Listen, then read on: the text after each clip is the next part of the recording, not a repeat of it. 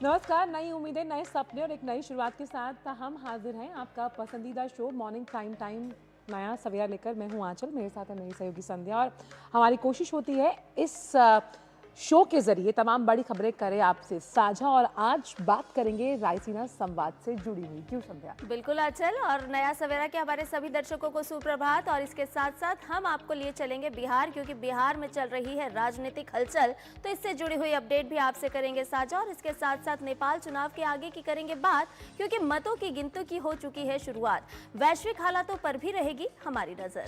साथ ही अलग से सेगमेंट्स जो हमारे होते हैं, जहां हम स्पोर्ट्स और प्रेस रिपोर्ट के जरिए आपको दिखाते हैं अलग अलग खबरें। और साथ ही बात होगी एक दिन एक उत्सव की, खेल जगत से जुड़ी तमाम खबरें भी आपको बताएंगे। तो हर वो बात जो बनाएगी आपके दिन को खास। तो आइए सीधा सबसे पहले रुख करते हैं इस वक्त की प्रमुख सुर्खियों का।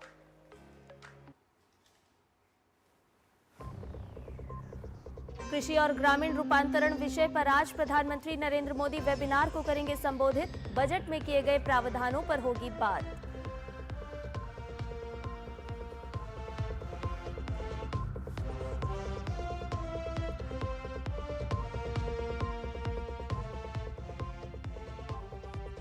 रायसीना डायलॉग में फिनलैंड के राष्ट्रपति ने भारत की नीति और नेतृत्व को सराहा। यूनाइटेड नेशन सिक्योरिटी काउंसिल में भारत के लिए स्थायी सदस्यता की वकालत की।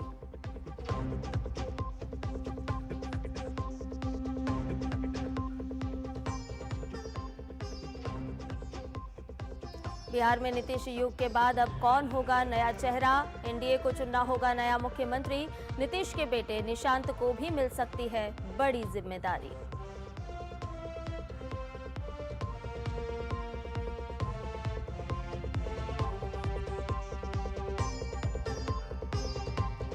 अंतर्राष्ट्रीय खबरों में ईरान पर हमला रोकने वाला प्रस्ताव अमेरिकी संसद में खारिज। ट्रंप ने कहा अपना नेता चुनने से पहले अमेरिका की भी राय ले ईरान।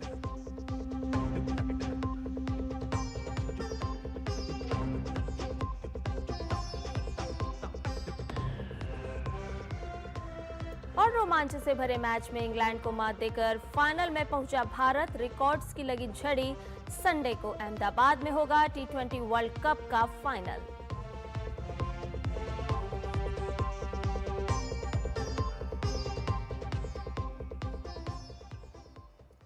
और आइए जानते हैं सभी खबरों को विस्तार के साथ। प्रधानमंत्री नरेंद्र मोदी आज वीडियो कॉन्फ्रेंस के माध्यम से कृषि और ग्रामीण बदलाव पर बजट के बाद वेबिनार को संबोधित करने वाले हैं। इस विषय के तहत 8 वेबिनार सत्र का आयोजन किया जा रहा है, जिनमें 4 प्रमुख सेक्टर कृषि, पशुपालन, डेयरी, मत्स्य पालन और ग्रामीण आजीविका पर विचार विमर्श होगा।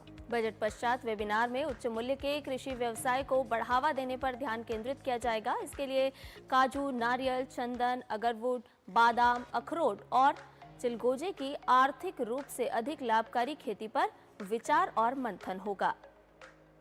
इसके साथ ही वेबिनार में आर्टिफिशियल इंटेलिजेंस सक्षम कृषि, डिजिटल बुनियादी ढांचा, भारत विस्तारीकरण से उपलब्ध अवसरों पर भी चर्चा होनी है।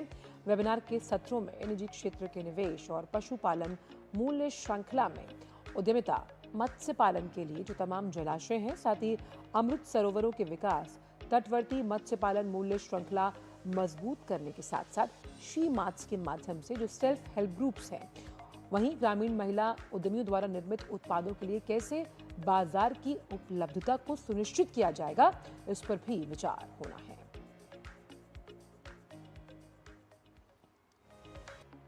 और भारत इस समय एक बहुत बड़े अंतर्राष्ट्रीय मंच की मेजबानी कर रहा है। 11वें रायसीना डायलॉग के जरिए पहले दिन दिल्ली में प्रधानमंत्री नरेंद्र मोदी और फिनलैंड के राष्ट्रपति अलेक्जेंडर स्टब उद्घाटन सत्र में शामिल हुए। इस कार्यक्रम में कई देशों के नेता, मंत्री और नीति निर्माता शामिल हुए। इस वर्ष के जो विषय हैं वो हैं संस्कार, अभिकथन, समायोजन, उन्नति।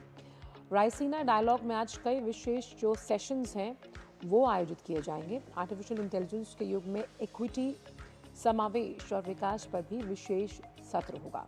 इसके साथ ही लेबर इन मोशन यानी कि टेक्नोपोलर युग में मोबिलिटी विषय पर भी चर्चा होगी। इसके अलावा लिबरल ऑर्डर के लिए ऑर्डिनेंस फैक्ट्रियों से जुड़े मुद्दे पर भी विचार मंथन किया जाएगा। इन सत्रों में भारत, अमेरिका, ऑस्ट्रेलिया, चीन, रूस, Bhutan, Taiwan, Germany, Denmark, Ethiopia और ब्राजील के प्रतिनिधि भाग लेंगे। तो रायसीना डायलॉग का आज दूसरा दिन है। अहम सत्र है जो आयोजित किए जा रहे हैं, जिसमें कई देशों के प्रतिनिधि हिस्सा लेंगे। वहीं पहले दिन की बात करें अगर तो रायसीना डायलॉग के पहले दिन फिनलैंड की ओर से भारत के नेतृत्व और भारत की नीतियों को लेकर कई महत्वपूर्ण बातें कही गई। फिनलैंड के राष्ट्रपति डॉक्टर अलेक्जेंडर स्टब ने भारत के नेतृत्व की सराहना की और कहा कि ग्लोबल साउथ की अगली विश्व व्यवस्था का निर्धारण करेगा और भारत इसमें निर्णायक भूमिका निभाएगा। साथ ही उन्होंने ये भी कहा कि जब हम वैश्विक शक्ति संतुलन की बात करते हैं, उसकी तस्वीर बदल चुकी है और वैश्विक दक्षिण के पास आर्थिक और जनसंख्या संबंधी फायदे हैं। साथ ही उन्होंने कहा कि पश्चिमी प्रभुत्व वाले विश्व युग का एक तरीके से अंत हो चुका है, लेकिन पश्चिम में इसे पूरी तरह से समझने में अभी कुछ वक्त लगेगा।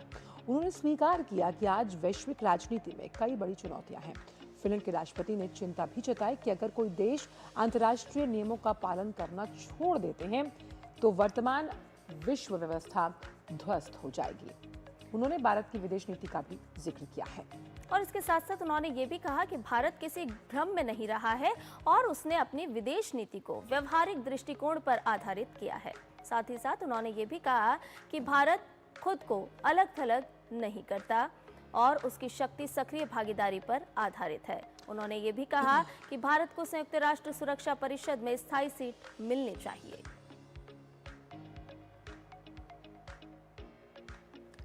साथ ही फिनलैंड के राष्ट्रपति डॉक्टर अलेक्जेंडर स्टब ने संयुक्त राष्ट्र सुरक्षा परिषद में भारत की स्थायी सदस्यता की पुरजोर वकालत की है। आइए आपको सुनवाते हैं।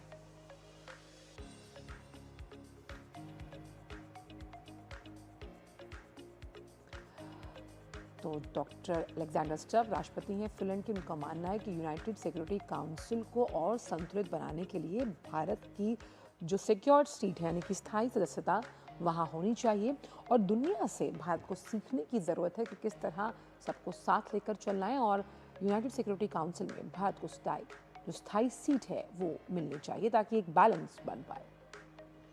तो यूएनएससी को अधिक संतुलित बनाना होगा और इसके लिए अगर हम फिनलैंड के राष्ट्रपति डॉक्टर अलेक्जेंडर स्टब की बात का जिक्र करें तो उन्होंने साफ तौर पर कहा है कि दुनिया को भारत से सीखने की ज़रूरत है। भारत जिस तरह से नीति और नेतृत्व के साथ आगे बढ़ रहा है, काम कर रहा है।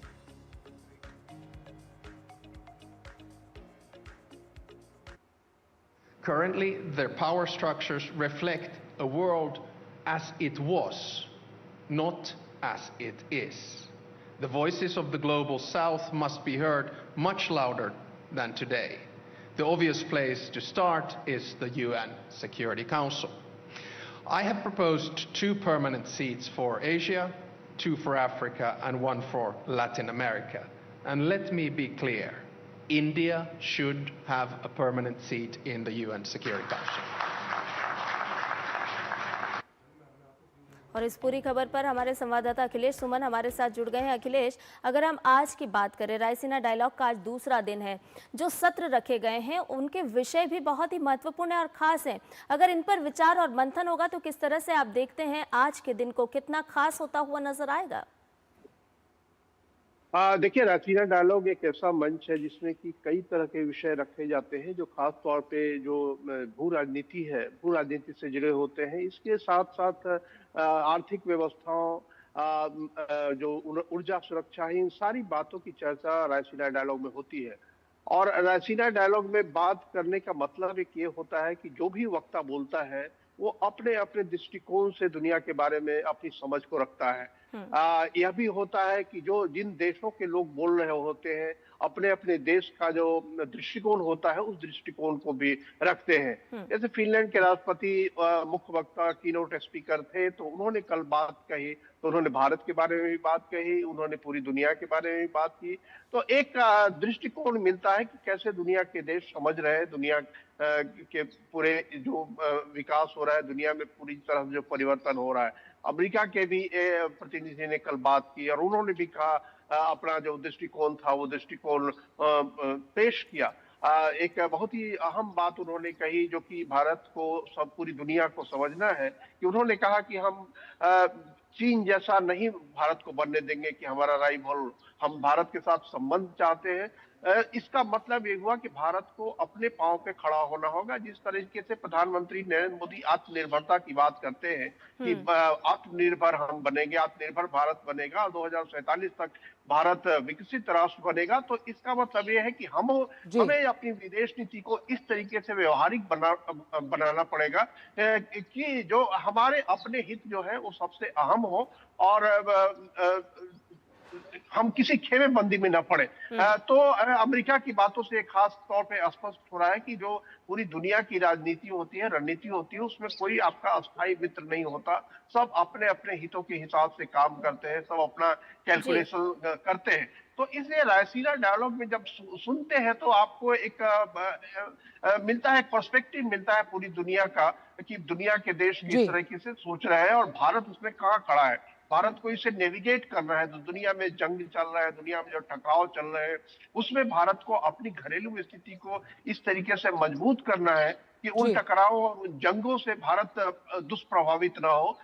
जो भारत का जो ड्यू है, भारत की जो जरूरतें हैं वो पूरी होती रहे और भारत आगे भी बढ़ता रहे, जो कि 1.4 बिलियन पॉपुलेशन है लोगों का। इस लोगों को रोजगार मिले, इन लोगों को अच्छी जिंदगी मिले और एक सुरक्षित भारत मिले। तो इसके लिए भारत विभिन्न देशों के साथ समझौते कर रहा है ताकि जो है उनका भी हित हो, हमारा भी हित हो और हम किसी पर निर्भर न रहे, किसी एक देश पे। जी बिल्कुल। और अखिलेश, जब हम इन तमाम मुद्दों की बात करते हैं तो कई ऐसे विषय हैं जिसमें हम आर्टिफिशियल इंटेलिजेंस का जिक्र यहाँ करेंगे रायसीना डायलॉग में, फिर डिजिटल रिजिलियंस है, हम कंजर्वेशन ऑफ एनर्जी की बात कर रहे हैं और ख़ास तौर पर ज़्यादा से ज़्यादा जोर टेक्नोलॉजी ट्रांसफ़र पे दिया जा रहा है इस बार के रायसीना डायलॉग में। टेक्नोलॉजी ट्रांसफ़र भारत की एक बहुत ही सोची समझी रणनीति है कि दुनिया के जो विकसित देश हैं उनको भारत में बाजार चाहिए।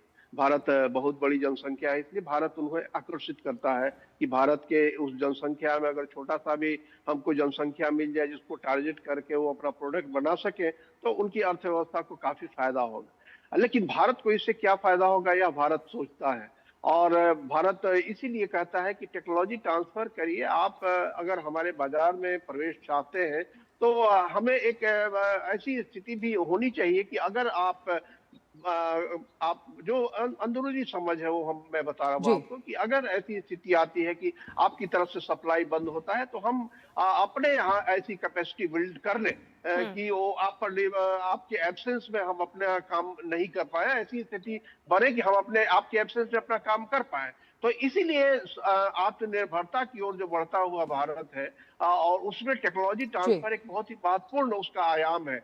क्योंकि अगर हम आपको स्पेस दे रहे हैं अपने बाजार में, अपने देश में, अपने आपके प्रोडक्ट को बेचने के लिए, तो इसलिए हमको भी चाहिए रेसिप्रोकल कि हमको टेक्नोलॉजी चाहिए और इसमें कई देश सहमत हो रहे हैं आज के दिन में। क्योंकि एक बार टेक्नोलॉजी दे देने से ऐसा नहीं होता कि उनकी अपनी टेक्नोलॉजिकल इनोवेशन बंद हो जाती है।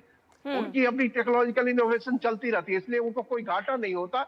आज हमारे पास वो टेक्नोलॉजी ठीक है, अब हमारी जिम्मेदारी है कि हम और एक बहुत अहम बात भी जो यहाँ कही गई अखिलेश वो ये थी कि किस तरह से हम दुनिया को खेमों में नहीं बांट सकते और आपको ग्लोबल साउथ की प्रखर और मुखर आवाज़ को सुनना पड़ेगा जिसकी अगुवाई भारत कर रहा है। बहुत बहुत शुक्रिया आपका अखिलेश इन तमाम जानकारियों को हमसे साझा करने के लिए।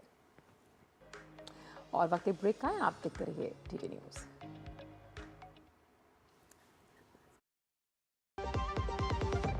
हमें पता है चमकी चाट से क्या बना है सैंडविच, लस्सी और छाछ और हर घूंट में चमकी चाट ड्राई फ्रूट और दही बड़े, चमकी चाट से स्वाद बढ़े और चाट पपड़ी दही बल्ले, चमकी चाट से बल्ले बल्ले स्वाद सिर्फ चमकी चाट। विभाग अनेक, कंप्लेंट बॉक्स 1। किसी भी सरकारी दफ्तर, विभाग या बैंक से जुड़ी शिकायत के लिए pgportal.gov.in पर जाएं, रजिस्टर करें, संबंधित विभाग चुनें, शिकायत दर्ज करें और ट्रैकिंग आईडी नोट करें। एसएमएस या ईमेल पर एक्नॉलेजमेंट पाएं और शिकायत का जवाब सीधे मंत्रालय से प्राप्त करें। अब तक 1 करोड़ 12 लाख से अधिक भारतीयों ने भरोसा जताया। सीपी ग्राम्स, आपकी हर शिकायत का हल। अभी शिकायत दर्ज करें pgportal.gov.in।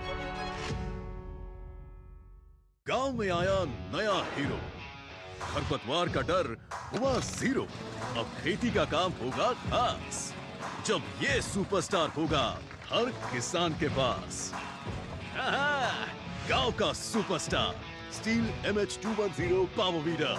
स्टील उपकरण लाए परिवर्तन।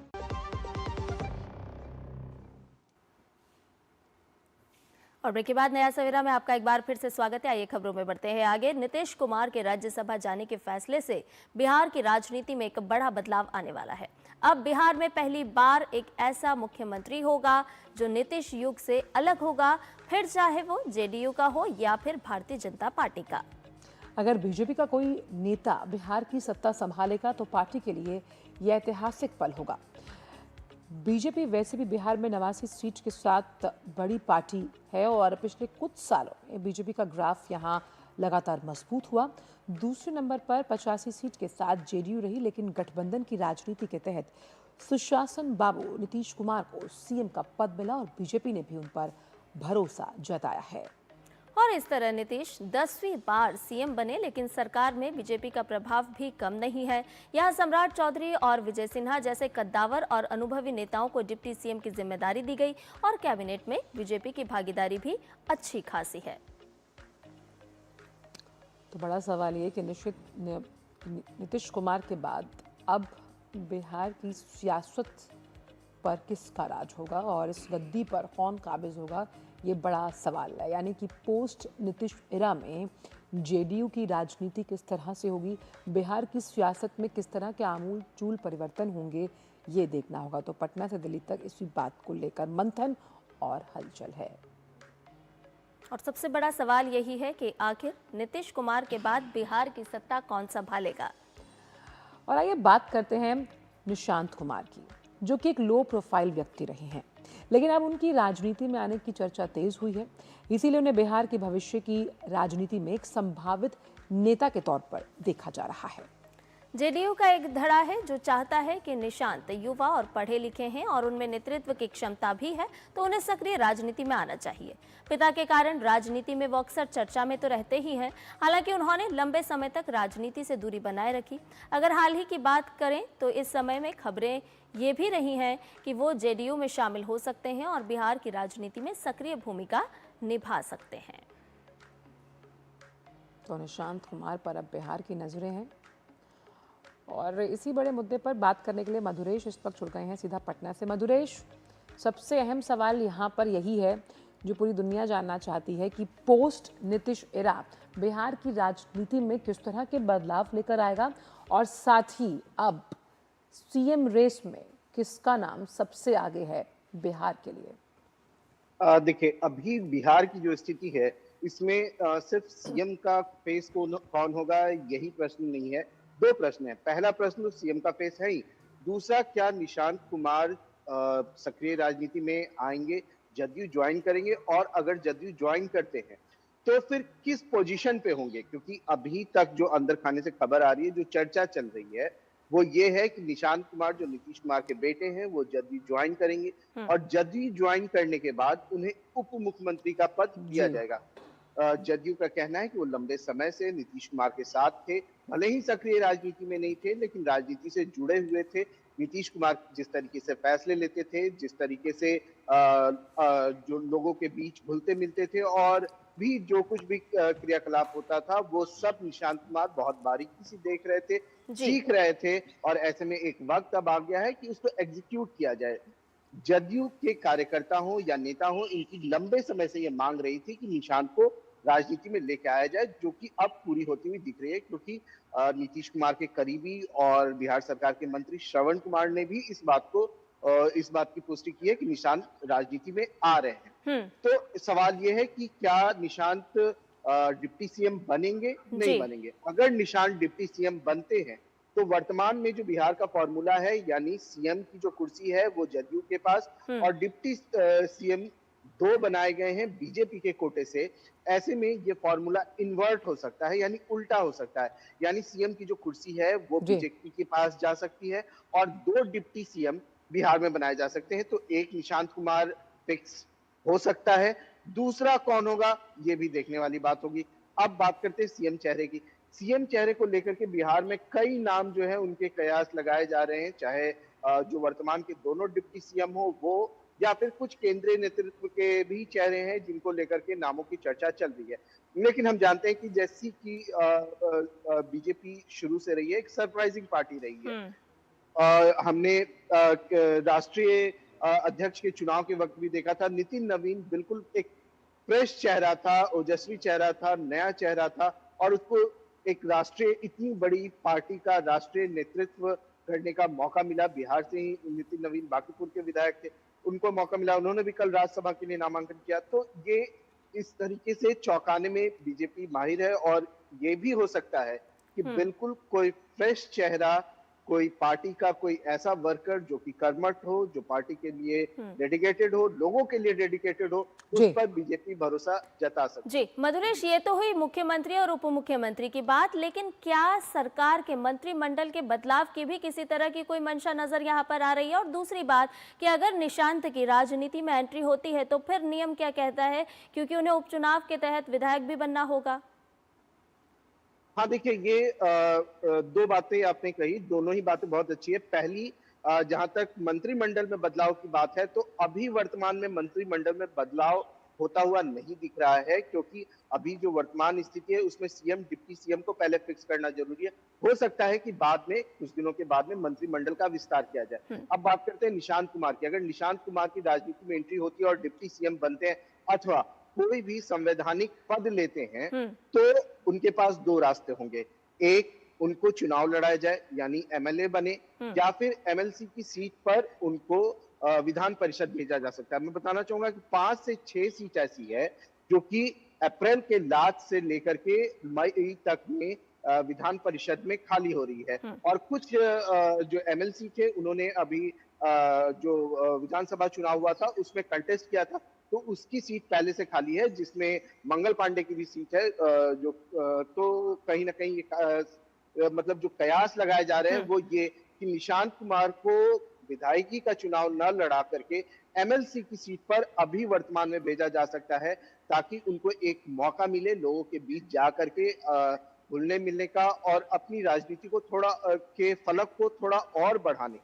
जी बिल्कुल, और वक्त रहते इन सभी सवालों के जवाब जल्द ही मिलेंगे। और बिहार की राजनीति में इस वक्त ये मुद्दा सबसे ज़्यादा गर्म है। बहुत बहुत शुक्रिया आपका मधुरेश, इन तमाम जानकारियों को हमसे साझा करने के लिए। और वक्त छोटे से ब्रेक के उस पर भी खबरों का सिलसिला डीडी न्यूज़ पर रहेगा जारी। आप देखते रहिए नया सवेरा।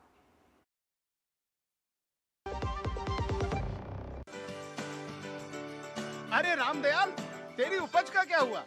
अरे औने पौने दाम मिल रहे थे इसलिए नहीं बेची। और तुम्हारी उपज? मेरी उपज ये रही मेरे मोबाइल में, एकदम सुरक्षित। अरे ये तो कोई रसीद लगती है। कोई रसीद नहीं, डिजिटल रसीद है जो WDRA से पंजीकृत वेयर हाउस में उपज रखने से मिलती है। WDRA? WDRA भारत सरकार की एक संस्था है जो अच्छे और सुव्यवस्थित वेयर हाउसों को पंजीकृत करता है। अच्छा, अब तुझे इस रसीद का कमाल दिखाता हूँ, चला। देखा, इस रसीद पर बैंक से लोन हो गया। ये तो कमाल हो गया। कमाल तो अभी और भी है भैया। देखो, जब और जहाँ उपज के अच्छे दाम मिलेंगे, उपज बेच दूंगा और फिर बैंक का सारा लोन भी चुकता कर दूंगा। अरे वाह। मुन्नी, पापा, आप मेरा नया बैग लाए? हाँ, ये रहा तुम्हारा नया बैग। और तुम्हारे लिए झुमके। WDRA का प्रयास, किसानों का आर्थिक विकास। गांव में आया नया हीरो, खरपतवार का डर हुआ जीरो। अब खेती का काम होगा खास, जब ये सुपरस्टार होगा हर किसान के पास। गांव का superstar steel MH210 power weeder. Steel उपकरण लाए परिवर्तन। मेरी पसंद, मेरी पसंद, मेरी पसंद, मेरी पसंद, हमारी पसंद, हम सबकी पसंद। मजबूत देश का मजबूत सरिया हो गया स्टील। ब्रेक के बाद नया सवेरा में आपका एक बार फिर से स्वागत है। एसआईआर पर मचे घमासान के बीच सोमवार को चुनाव आयोग की फुल बेंच 2 दिन के दौरे पर पश्चिम बंगाल का दौरा करने वाली है। सुप्रीम कोर्ट में भी इस पर सुनवाई होनी है और उससे पहले मुख्यमंत्री ममता बनर्जी अपने रुख पर अड़ी हुई हैं और आज कोलकाता में धर्मतला के मेट्रो चैनल में धरने पर बैठने वाली हैं। जब से पश्चिम बंगाल में एसआईआर शुरू हुआ तब से बंगाल सरकार इसका विरोध करते हुए प्रक्रिया में रुकावटें पैदा करती रही। ममता बनर्जी के धरने को लेकर भाजपा नेता दिलीप घोष ने कटाक्ष करते हुए कहा कि ममता बनर्जी सिर्फ धरना प्रदर्शन वाली मुख्यमंत्री है। साथ ही दिलीप घोष ने ममता बनर्जी पर राज्य में केंद्र की योजनाओं को रोकने का भी आरोप लगाया है।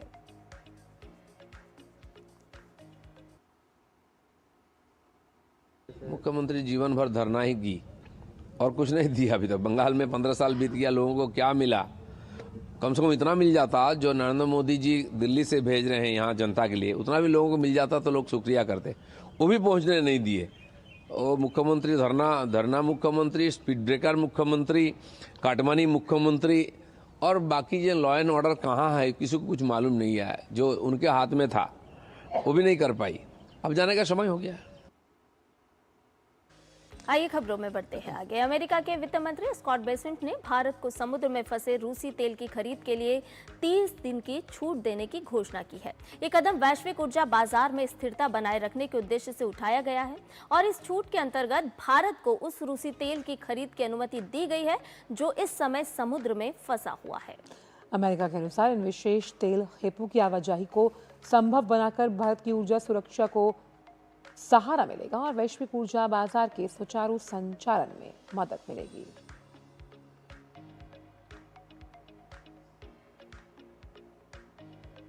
और अब बात पश्चिम एशिया की, जहां ईरान और अमेरिका इजराइल के बीच चल रहा संघर्ष 7वें दिन में प्रवेश कर गया।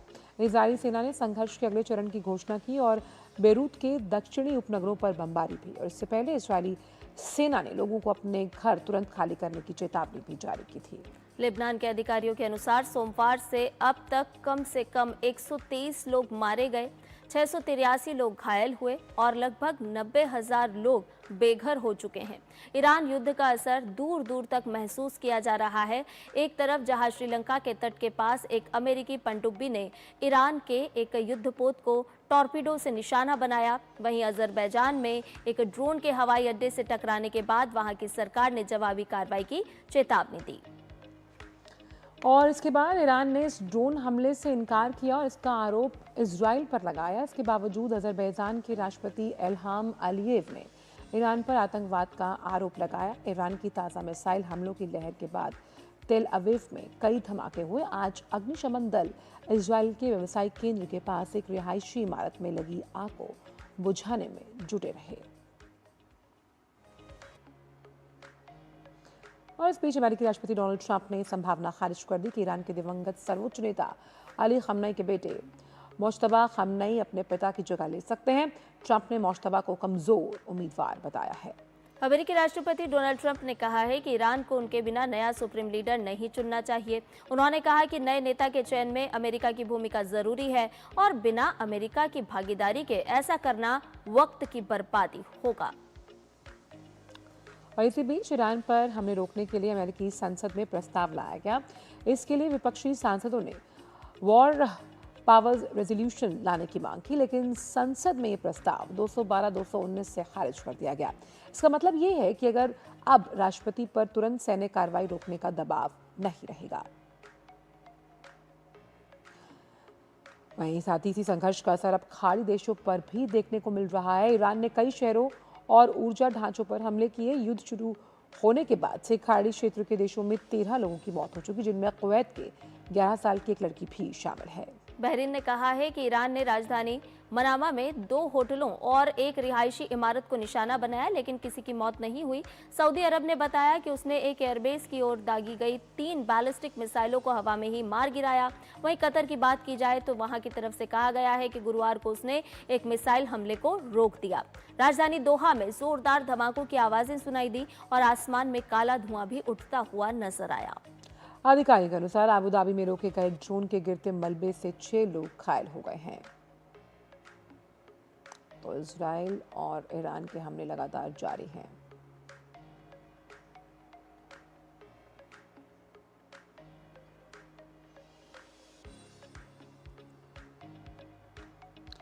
और अब बात पड़ोसी देश नेपाल की, जहां कल हुए आम चुनाव के बाद मतों की गिनती जारी है। निर्वाचन आयोग के ताजा आंकड़ों के अनुसार नवगठित राष्ट्रीय स्वतंत्र पार्टी 37 सीटों पर आगे चल रही है। काठमांडू के पूर्व मेयर बालेन शाह की पार्टी प्रतिनिधि सभा की 165 सीटों के लिए नेपाल कम्युनिस्ट पार्टी, एकीकृत मार्क्सवादी लेनिनवादी और नेपाली कांग्रेस को कड़ी टक्कर दे रही है। नेपाली कम्युनिस्ट पार्टी केवल 5 सीटों पर आगे चल रही है, वहीं नेपाली कांग्रेस 3 सीट पर आगे चल रही है।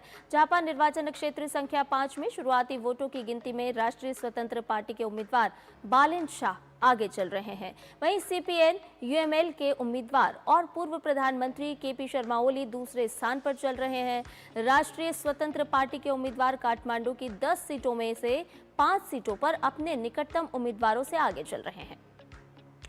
कल चुनाव होने के बाद रात 12 बजे से मतों की गिनती शुरू हुई। नेपाल के chief election commissioner Ram Prasad Bhandari ने बताया, चुनाव में वोटर टर्नआउट 60% रहा। काठमांडू में 60 से 65% मतदान हुआ। सन 2022 में बनी राष्ट्रीय स्वतंत्र पार्टी को चुनाव प्रचार के दौरान काफी समर्थन मिला और बालेन शाह को प्रधानमंत्री पद के लिए एक मजबूत दावेदार माना जा रहा है। दूसरी ओर नेपाली कांग्रेस और सीपीएन यूएमएल उस सरकार का हिस्सा है जिसे पिछले साल जेनजी आंदोलन के कारण गिराया गया था। नेपाली कांग्रेस के अध्यक्ष गगन थापा उनकी पार्टी की ओर से प्रधानमंत्री पद के उम्मीदवार हैं, जबकि सीपीएन यूएमएल के केपी शर्मा ओली को प्रधानमंत्री पद का चेहरा बनाया गया है। और इसी बड़ी खबर पर काठमांडू से ही जुड़ रहे हैं हमारे संवाददाता सिद्धार्थ भारद्वाज। सिद्धार्थ, अगर नेपाल की इस पूरी पॉलिटिक्स को समझने की कोशिश करें तो बालेन शाह इस वक्त मतों में सबसे आगे चल रहे हैं, लेकिन इतिहास गवाह है कि नेपाल में गठबंधन की ही सरकार हमेशा बनाई जाती है क्योंकि कोई भी फुल मेजॉरिटी लेकर नहीं आ पाता। तो क्या इस बार भी त्रिशंकु विधानसभा की उम्मीद की जा रही है? देखिए आंचल, सबसे पहले आपको ये बताना चाहेंगे कि नेपाल का जो इलेक्टोरल सिस्टम है उसके वो मिक्स्ड इलेक्टोरल सिस्टम है। उसके अकॉर्डिंग जो है हर एक मतदाता को 2 बैलेट पेपर दिए जाते हैं। पहला बैलेट पेपर दिया जाता है फर्स्ट पास द पोस्ट के लिए और दूसरा बैलेट पेपर दिया जाता है उनको प्रोपोर्शनल रिप्रेजेंटेशन के लिए। ये इसीलिए ही होता है कि सिंगल रिप्रेजेंटेशन, एक जो मेजॉरिटी है वो ताकि ना आए, सबको मौका मिले। और पार्लियामेंट में 275 सीटें हैं, ये भी आपको पता है। और जहां बात करें कि राष्ट्रीय स्वतंत्र पार्टी के आगे चलने की, एक बहुत लाजमी भी है क्योंकि जिस तरीके से पिछले बार प्रोटेस्ट हुए थे, पिछली बार जेनजी आंदोलन जो हुआ था उसने पूरे देश को हिला दिया था, फाइनेंशियली भी, पॉलिटिकली भी। साथ ही साथ में जब जेनजी यूनाइट हुए तो वो यूनाइट एक कारण के लिए हुए थे और वो कारण था, अगर समझें उसको विस्तार से, तो वो कारण था बदलाव। उनको बदलाव चाहिए था आने वाली सरकार से। उनको चाहिए था कि आने वाली सरकार युवाओं पर फोकस करे, आने वाली सरकार ज्यादा से ज्यादा अवसर निकाले, ज्यादा से ज्यादा मौके निकाले युवाओं के लिए, जेनजी के लिए, ताकि उनको दूसरे देशों में ना जाना पड़े काम करने के लिए, वो अपने देश में ही रहकर काम करें। पलायन एक बहुत बड़ा मुद्दा था इन चुनावों में। लोग बाहर जाते हैं काम करने के लिए और इस चीज से वो बहुत परेशान थे। साथ ही साथ एक बहुत बड़ा मुद्दा जो था इन चुनावों का वो था भ्रष्टाचार। सभी लोग जो थे वो कह रहे थे कि अगर जो नई सरकार आएगी हम उनसे ये उम्मीद करते हैं कि वो भ्रष्टाचार का खात्मा करे, क्योंकि भ्रष्टाचार ने नेपाल को एक दीमक की तरह खा लिया है। तो इसीलिए उन्होंने एक आंदोलन किया था। जो आंदोलन एक सोशल मीडिया बैन से शुरू हुआ था आंचल पिछले साल सितंबर में, वो धीरे धीरे बढ़कर एंटी करप्शन मूवमेंट में बदल गया था। तो बालेंद्र शाह का आगे चलना बहुत लाजमी है, लेकिन साथ ही साथ बहुत सारे लोग जो मानते हैं वो ये मानते हैं कि जो पुराने पॉलिटिकल लीडर हैं, जो पुरानी पार्टी हैं, उनका भी दबदबा, उनका भी वर्चस्व पूरी तरीके से कायम है। तो देखना होगा, अभी नतीजे आने चालू हुए हैं। आपने दर्शकों को बताया कि रात 12 बजे से काउंटिंग जो है वो स्टार्ट हो गई थी और ये काउंटिंग जो स्टार्ट हो रही है आंचल, ये 165 सीटों के लिए हो रही है, फर्स्ट पास द पोस्ट के लिए। और उसके बाद जो प्रोपोर्शनल रिप्रेजेंटेशन है वो थोड़ा कॉम्प्लेक्स सिस्टम होता है, तो इसीलिए थोड़ा समय लगेगा पूरे नतीजे, कंप्लीट नतीजे आने के लिए। तो अभी एकदम से ये नहीं कहा जा सकता कि कौन विजयी होगा इस नेपाल में, लेकिन हाँ एक बात जरूर तय है कि ये नेपाल के नतीजे तय करेंगे नेपाल का भविष्य। जो कल बैलेट बॉक्सेस में लोगों ने जो मोहर लगाई है वो उस बैलेट बॉक्स में बंद उनकी उम्मीदें भी उन साथ में हैं और बहुत सारी उम्मीदें हैं लोगों को, बहुत सारी अपेक्षाएं हैं आने वाली सरकार से कि वो देश के लिए भलाई करेंगी, देश का भला करेंगी और साथ ही साथ युवाओं के लिए और जेनजियों के लिए बहुत मौके निकालेंगी ताकि वो अपने देश में रहकर काम करें और अपने परिवार के साथ रहें। करेंगे ही। इसके साथ साथ सिद्धार्थ, देखिए भारत के नजरिए से अगर हम देखें तो नेपाल पड़ोसी है। ऐसे में भारत के लिए भी बहुत जरूरी हो जाता है कि नेपाल में एक स्थायी सरकार रहे और वहां पर आंदोलन ना हो बल्कि विकास की बयार हो और स्थायित्व हो। नहीं, बिल्कुल बिल्कुल संध्या, बिल्कुल इस बात को बताना चाहेंगे आपको कि भारत और नेपाल के संबंध आपस में बहुत अच्छे हैं। दोनों के जो कल्चरल टाइज हैं, दोनों के जो पीपल टू पीपल टाइज हैं, वो बहुत स्ट्रांग हैं। तो बहुत ज़रूरी हो जाता है एक पड़ोसी देश के लिए कि अगर आपकी सरकार स्टेबल हो, आपकी सरकार में विकास हो रहा हो, तो उससे पड़ोसी देश पे भी बहुत फर्क पड़ता है। साथ ही साथ जब ये नई सरकार आएगी तो बहुत ज़्यादा डिपेंडेंट हो जाएगा, ये बहुत महत्वपूर्ण हो जाएगा कि आपके पड़ोसी देशों के साथ संबंध कैसे रहें, क्योंकि विदेश नीति जो है वो सरकार आने के बाद तय करती है। तो जब चुनाव होगा, जब नतीजे आएंगे, जब कोई भी प्रधानमंत्री बनेंगे देश के, तो बहुत सारी चीजें डिसाइड होगी, विदेश नीति भी साथ में उसमें डिसाइड होगी। तो बहुत जरूरी है बिल्कुल भारत के लिए। लेकिन कहा जा सकता है कि भारत और नेपाल आपस में बहुत अच्छे संबंध रखते हैं, दोनों के रिलेशनशिप बहुत ही स्ट्रांग है। और आगे भी हम ये एक्सपेक्ट करते हैं कि दोनों कंट्रीज के रिलेशन बहुत अच्छे बिल्कुल रहे, जैसे कि पहले इसीलिए कहा भी जाता है कि संध्या। नेपाल और भारत में रोटी बेटी का रिश्ता है, और ऐसे में जिस तरह से चुनाव करवाए गए हैं, कई ऐसे मुद्दे हैं, और जो आने वाली सरकार होगी वो उसके लिए चुनौतीपूर्ण समय रहेगा। राजनीतिक तौर पर, आर्थिक तौर पर कैसे नेपाल को मजबूती देनी है, और राजनीतिक स्थिरता भी। बहुत बहुत शुक्रिया इन तमाम जानकारियों को हमसे सीधे नेपाल से साझा करने के लिए सिद्धार्थ आपका। और आइए बढ़ते हैं आगे। भारत में आयोजित हालिया एआई इम्पैक्ट समिट में केवल घोषणाएं नहीं हुई हैं, बल्कि भविष्य की रणनीति, भविष्य का खाका भी तैयार हुआ है। एआई की तमाम तकनीकों से कैसे आम लोगों की जिंदगी में बदलाव नजर आएगा और कैसे लोगों का जीवन सरल और सुलभ हो पाएगा, इन्हीं तमाम सवालों की पड़ताल कर रही है हमारी ये विशेष सीरीज एआई भविष्य का भारत।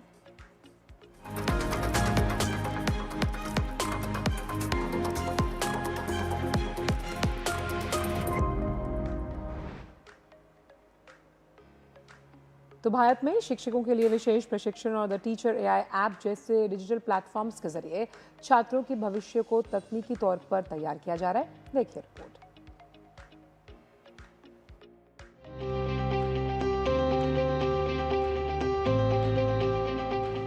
भारत में शिक्षा व्यवस्था एक बड़े परिवर्तन के दौर से गुजर रही है, जहां आर्टिफिशियल इंटेलिजेंस और कंप्यूटेशनल थिंकिंग को स्कूली स्तर पर ही शामिल किया जा रहा है।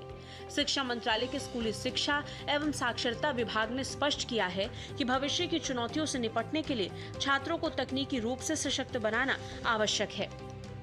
भारत की नई पीढ़ी को एआई एनेबल शिक्षा हमारी दायित्व है। माननीय प्रधानमंत्री नरेंद्र मोदी जी ने एआई इम्पैक्ट समिट आयोजन करके भारत की न्यू जनरेशन के अंदर एक नई उत्साह भरा है। AI in education, education in AI, Bharat की परंपरागत ज्ञान से लेके वैश्विक ज्ञान तक एआई को यूज़ करके हमें अपने स्टूडेंट्स को, अपने नई जनरेशन के से ज़्यादा एम्पावर करे, टीचर्स को जैसे एम्पावर करे, स्कूल मैनेजमेंट, कॉलेज मैनेजमेंट को ठीक करे। ये एक प्रायोरिटी की विषय बन चुकी है। नई व्यवस्था के तहत बच्चों को केवल सैद्धांतिक जानकारी नहीं बल्कि व्यवहारिक अनुभव भी दिया जाएगा। माध्यमिक स्तर पर छात्र पाइथन जैसी प्रोग्रामिंग भाषा के माध्यम से चैटबॉट या सरल एआई एप्लीकेशन बना सकेंगे। एआई पाठ्यक्रम में नैतिकता और डेटा गोपनीयता पर विशेष जोर दिया गया है। उदाहरण के तौर पर छात्रों को ये सिखाया जाएगा कि फेस रिकॉग्निशन तकनीक का उपयोग करते समय व्यक्तिगत डेटा की सुरक्षा क्यों आवश्यक है और गलत उपयोग से क्या सामाजिक प्रभाव पड़ सकते हैं। इस तरह जनहित के लिए एआई की अवधारणा को बढ़ावा दिया जाएगा। शिक्षकों की तैयारी भी इस पहल का महत्वपूर्ण हिस्सा है। निष्ठा कार्यक्रम और सोआर यानी स्किलिंग फॉर एआई रेडीनेस जैसी मॉड्यूल के माध्यम से शिक्षकों को एआई अवधारणाओं, शिक्षण रणनीतियों और कक्षा में तकनीक की सुरक्षित उपयोग का प्रशिक्षण दिया जा रहा है।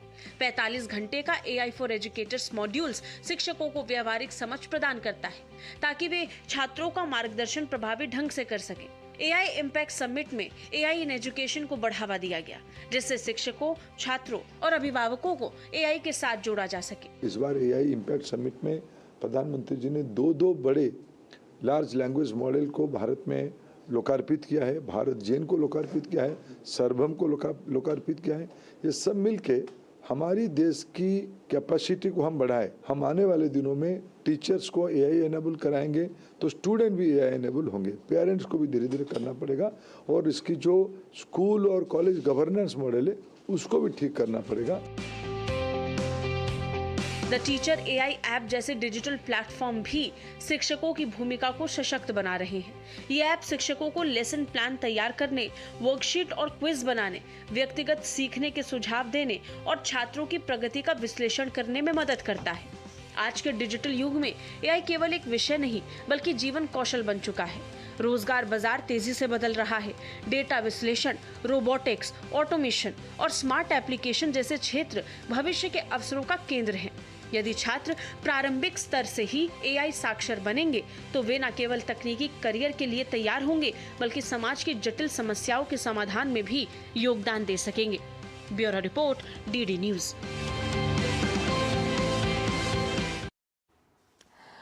और वक्त फिर से ब्रेक का है। ब्रेक के उस पार आकर बात करेंगे आपकी पर्सनल फाइनेंस से जुड़ी हुई। आप देखते रहिए नया सवेरा।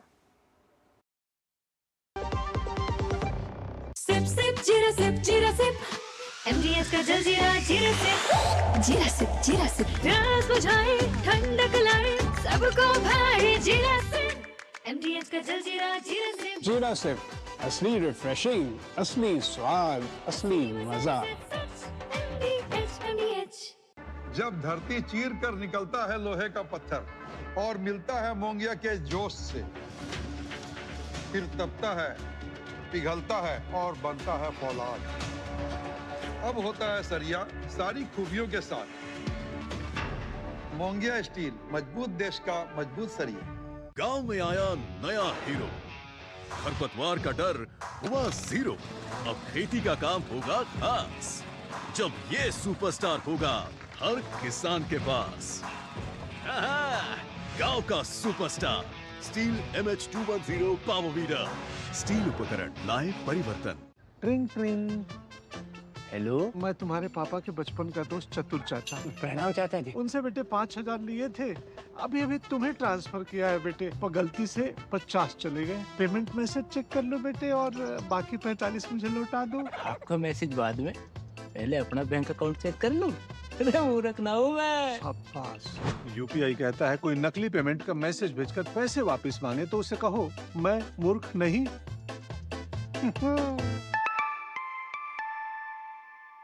जाइए आप भी किसी का टेस्ट लीजिए।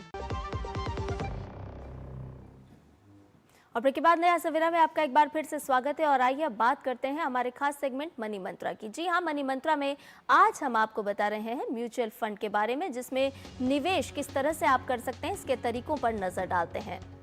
आप SIP यानी कि हर महीने एक छोटा निवेश कर सकते हैं, एक मुश्त भी आप निवेश कर सकते हैं, क्योंकि मार्केट टाइम करने का जोखिम इसमें कम रहता है और बाजार उस स्तर पर हो तो जोखिम ज़्यादा है। ऐसे दो तरीके हम आपको बता रहे हैं, SIP और एक मुश्त तरीके से। तो पूरी खरीद एक ही कीमत पर हो जाती है और वहीं अगर आप SIP के जरिए करते हैं तो औसत लागत आती है। अब SIP नौकरी पेशा जो लोग हैं उनके लिए बेहतर होती है और एक मुश्त यानी जो बिजनेसमैन है या फिर अगर आपके पास एक बड़ा अमाउंट इकट्ठा है तो आप उसे सेव कर सकते हैं।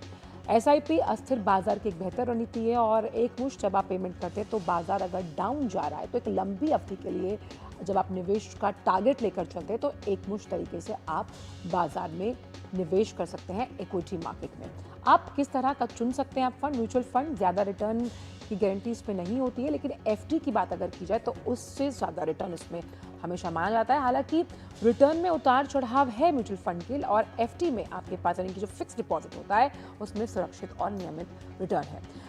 म्यूचुअल फंड में अगर आप लंबा एक अच्छा कॉर्पस अमाउंट चाहते हैं तो लंबी अवधि यानी लॉन्ग टर्म में आप इसमें निवेश कीजिए, और FD में किसी भी अवधि में यानी कि अगर आपने छोटे सालों के लिए यानी कि अगर शॉर्ट टर्म गेन आप चाहते हैं तो वो भी आपके पास FD में ऑप्शन अवेलेबल होता है। लेकिन म्यूचुअल फंड्स में लगातार अगर आप लॉन्ग टर्म निवेश का नज़रिया रख रहे हैं अपने पोर्टफोलियो में तो म्यूचुअल फंड में निवेश करना एक बेहतरीन विकल्प हो सकता है। तो यानी कि जब आप सेविंग्स को सेव करने की बात करते हैं तो आप कुछ हिस्सा अगर गोल्ड, सिल्वर या कमोडिटी मार्केट में लगाते हैं तो म्यूचुअल फंड में भी एक हिस्सा लगाना आपकी मेहनत की कमाई को एक अच्छे लेवल पर लेकर जाएगा।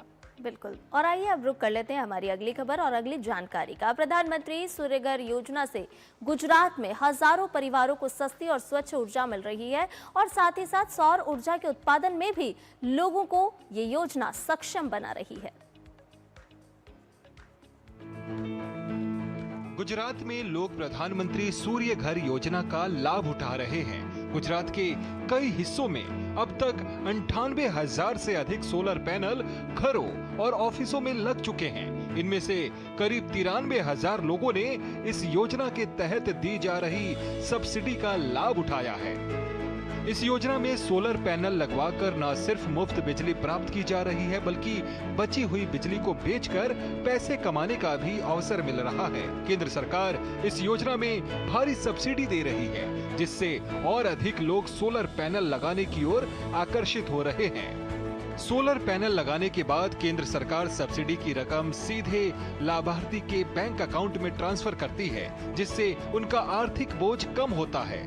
जो योजनाएं सरकार की होती है, इसमें से सर्वश्रेष्ठ योजना में से एक कह सकता हूं, क्योंकि इसका लाभ जो है वो छोटे से छोटे आदमी को भी बहुत अच्छी तरह से मिलता है, जिससे पूरा बिजली का बिल जो है वो कम से कम होता है। 1 किलोवाट पे हमको करीबन 3.5 से 4 यूनिट 1 किलोवाट पे हमें मिलता है। इस योजना के तहत मैंने भी अपने घर पर सोलर पैनल लगाई हुई है, जिससे मुझे बहुत फायदा हुआ है। इससे बिजली बनती है, जो घर में जितनी बिजली का जो उपयोग होता है उससे बिजली बचती है, तो वो बिजली विभाग में जाती है, फिर उसका मुझे पैसा मिलता है बिजली विभाग से, इसलिए मुझे आमदनी भी हो रही है। ये योजना बहुत अच्छी है, इसलिए हम प्रधानमंत्री नरेंद्र मोदी जी का दिल से आभार व्यक्त करते हैं। सोलर पैनल लगाने के बाद केंद्र सरकार सब्सिडी की रकम सीधे लाभार्थी के बैंक अकाउंट में ट्रांसफर करती है, जिससे उनका आर्थिक बोझ कम होता है। गुजरात के महिसागर जिले में भी सोलर रूफटॉप स्कीम को बेहतरीन रिस्पांस मिल रहा है। यहां अब तक 2,474 घरों में सोलर पैनल लगाए गए हैं। योजना से जिले के लोग अब तक 66 लाख रुपए से अधिक का वित्तीय लाभ उठा चुके हैं। जो गरीब लोग हैं, जिसको ज्यादा बिल आ रहा है, उसको 300 यूनिट तक बिजली मुफ्त मिले। वो सोलर पैनल 1 किलोवाट की लगाएंगे तो उसकी सब्सिडी उसमें 30,000 की मिलेंगी। हमारे महिसागर डिस्ट्रिक्ट में अभी तक 3200 ऐसी एप्लीकेशन आ चुकी है, उसमें से 2500 जगह पे हमने इसका लाभ दे दिया है। गुजरात में प्रधानमंत्री सूर्य घर योजना से अब हर घर में सौर ऊर्जा का योगदान बढ़ रहा है। इससे न केवल पर्यावरण की रक्षा हो रही है, बल्कि लोगों को आर्थिक रूप से भी सशक्त किया जा रहा है। Bureau report, DD news. और अब समय है एक दिन एक उत्सव हमारे इस खास सेगमेंट का।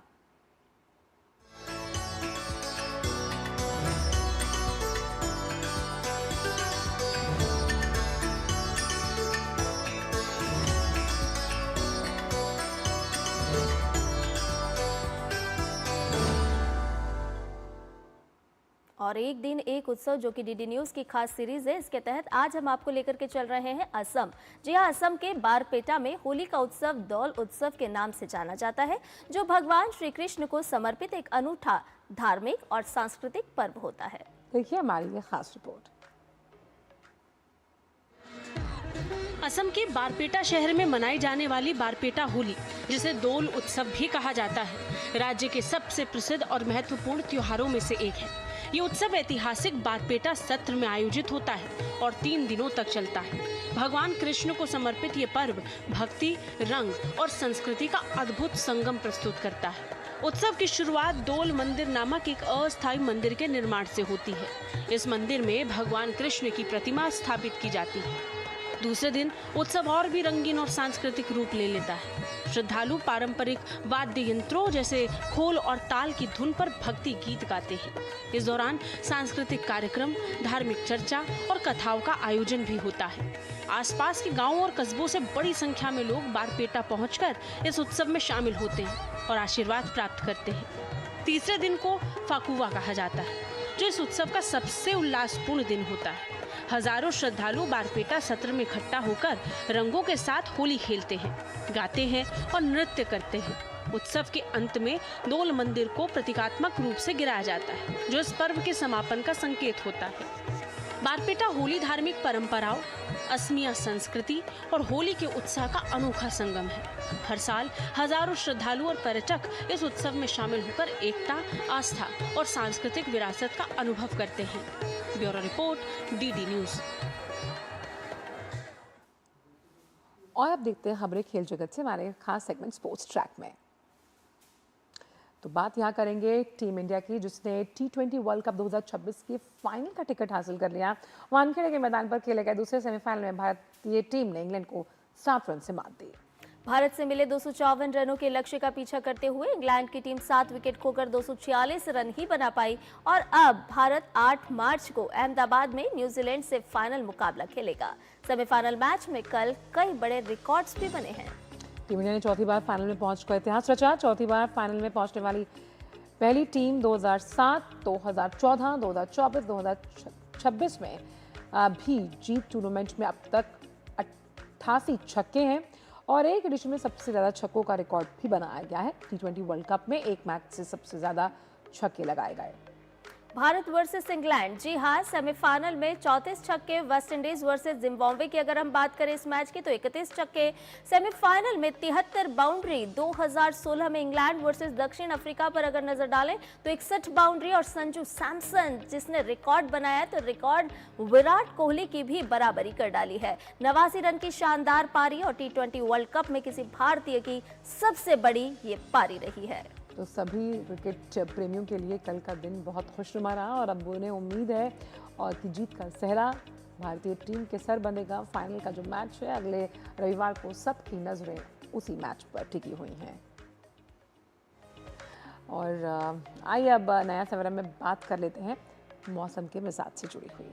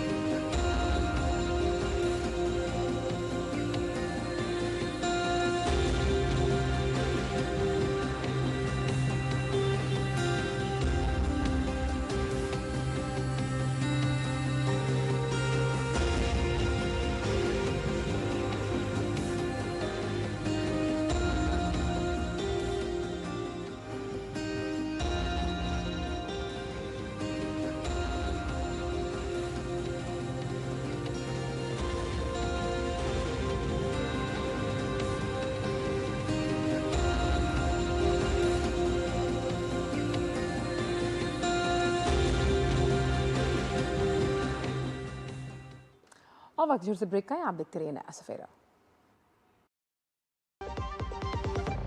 गांव में आया नया हीरो, खरपतवार का डर हुआ जीरो। अब खेती का काम होगा खास, जब ये सुपरस्टार होगा हर किसान के पास। गांव का superstar steel MH210 power weeder. Steel उपकरण लाए परिवर्तन। इन्होंने हेल्थ इंश्योरेंस नहीं लिया और हॉस्पिटल्स के लाखों के बिल चुकाने में अपनी सारी सेविंग्स गवा दी।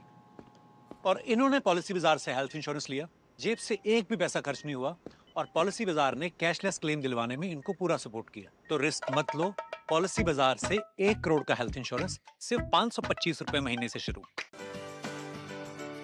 अरे रामदयाल, तेरी उपज का क्या हुआ? अरे औने पौने दाम मिल रहे थे इसलिए नहीं बेची। और तुम्हारी उपज? मेरी उपज ये रही मेरे मोबाइल में एकदम सुरक्षित। अरे ये तो कोई रसीद लगती है। कोई रसीद नहीं, डिजिटल रसीद है जो WDRA से पंजीकृत वेयर हाउस में उपज रखने से मिलती है। WDRA? WDRA भारत सरकार की एक संस्था है जो अच्छे और सुव्यवस्थित वेयर हाउसों को पंजीकृत करता है। अच्छा, अब तुझे इस रसीद का कमाल दिखाता हूँ, चला। देखा, इस रसीद पर बैंक से लोन हो गया। ये तो कमाल हो गया। कमाल तो अभी और भी है भैया। देखो, जब और जहाँ उपज के अच्छे दाम मिलेंगे उपज बेच दूंगा और फिर बैंक का सारा लोन भी चुकता कर दूंगा। अरे वाह। मुन्नी, पापा आप मेरा नया बैग लाए? हाँ, ये रहा तुम्हारा नया बैग। और तुम्हारे लिए झुमके। WDRA का प्रयास, किसानों का आर्थिक विकास। QR कोड स्कैन करो, 5000 का कैशबैक पाओ। वाह, दिन बन गया। UPI पिन एंटरिंग सिर्फ पैसे भेजने के लिए है। RBI कहता है जानकार बनिए, सतर्क रहिए। ब्रेक के बाद आपका एक बार फिर से स्वागत है और आइए बात कर लेते हैं फिल्मी फ्राइडे की। जी हाँ, सिनेमा घरों में केरल स्टोरी 2 रफ्तार पकड़ रही है। OTT पर देख सकते हैं अनिल कपूर का एक्शन, विजय सेतुपति की गांधी टॉक्स और भी कई फिल्में। आप देखिए ये खास रिपोर्ट और इसी के साथ नया सवेरा और हमें दीजिए इजाज़त। आपसे मुलाकात होगी कल। मुस्कुराते रहिए, सशक्त रहिए। नमस्कार। कानूनी लड़ाई के पचड़े में फंसने के बाद आखिरकार जब केरला स्टोरी 2 रिलीज हुई तो हलचल तो मचनी ही थी।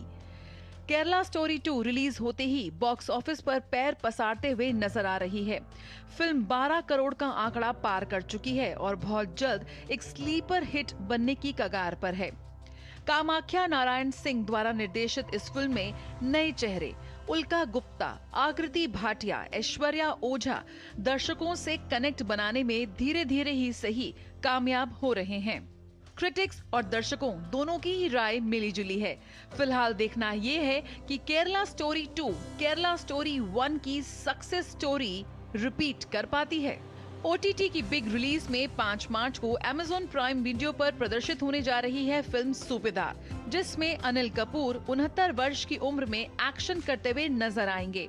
भारत के बीचों बीच गैर कानूनी रेत माइनिंग के बैकग्राउंड पर बनी ये फिल्म लड़ाई, ताकत और निजी नुकसान की कहानी है। अनिल कपूर इसमें सूबेदार अर्जुन मौर्य के रोल में हैं और उनके साथ राधिका मदान भी अहम रोल में हैं। सूबेदार में बबली दीदी के अवतार में अभिनेत्री मोना सिंह का अब तक का सबसे दमदार अवतार लग रहा है। इसी साल जनवरी में गांधी टॉक्स नाम की एक एक्सपेरिमेंटल फिल्म रिलीज हुई। हालांकि शीर्षक में टॉक शब्द शामिल है, लेकिन फिल्म में एक भी संवाद नहीं था। इस साइलेंट फिल्म का निर्देशन किया किशोर पांडुरंग बेलेकर ने और इसमें विजय सेतुपति, अरविंद स्वामी और अदिति राव हैदरी मुख्य भूमिकाओं में नजर आए। फिल्म ने Amazon प्राइम वीडियो पर अपना OTT डेब्यू किया। अब इस फिल्म को आप मुफ्त में OTT प्लेटफॉर्म ZEE5 पर देख सकते हैं। ये फिल्म तमिल, मलयालम और तेलुगु में भी स्ट्रीम की जाएगी।